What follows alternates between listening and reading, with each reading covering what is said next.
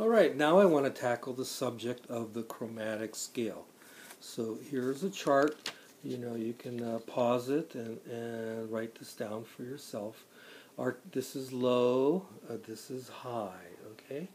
So we've tuned our guitar G, G, D, G, G, D, low to high, okay? No matter where we put our capo on the frets, uh, wherever that is, chromatically speaking, in numbers, we will have a low 1, a low 1, and a low 5. And then we will have a 1 and a 1 and a 5. So this is an important chart to try to write down. I'm going to bring it a little closer for you. Okay. These two notes over here, the 1 and the 1, tuned to the exact same note, they are our anchor notes in this tuning. That is the center that we always come back to. Okay, this bottom string, the low one, almost never, I don't want to make an absolute rule, but you always keep that string ringing open so that you have a drone sound. A lot of times you'll have many strings open for the drone, but this one pretty predominantly stays open to give it that effect. Okay. So let's take a look at our regular octave. Here's our 1, okay? It's the open string. And then we go to flat 2, 2, flat 3, 3, 4, flat 5, 5, flat 6, 6, flat 7, 7, and then we are at our octave. Okay, so look, I wrote the 1 with the bar underneath it. That means we've gone up into the next octave higher.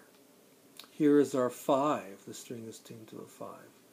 Okay, so 5, flat 6, 6, flat 7, 7, 1. We've gone into the upper octave. All the rest of the notes on this string are in the next octave. Okay, 1, flat 2, 2, flat 3, 3, 4, flat 5, and then 5. Okay, same thing is repeated.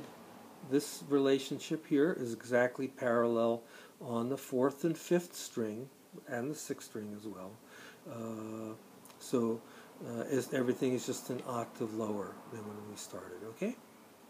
And I didn't write out the notes here on the 3rd string because they're the exact same notes as are found on the 2nd string.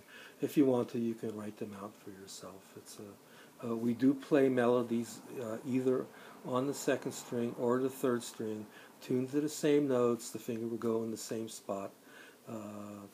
Like I said, the difficulty with this string right here, the 2nd string, is that you've detuned quite a bit. So it's a little bit harder to keep in tune. I tend to use melodies on the 2nd string from when I'm playing very slowly, and I can just kind of wiggle the finger a little bit and just create like a vibrato or some kind of a nice little touch with my finger. When I'm playing really fast or playing really hard, loudly, I would use the 3rd string because it's still at the normal tuning of the guitar, and it has a much kind of a stronger sound to it. Okay. So all these chromatics, this double bar here just simply represents either the complete open string, in the key of G. But let's say I move the capo 2 frets higher to the key of A. This would be my capo right there, and so the chromatic scale will just start right there at this place in the key of A. So I hope that's clear. Next thing we're getting very close to being able to play. I'll do one more thing with you. Okay, thank you.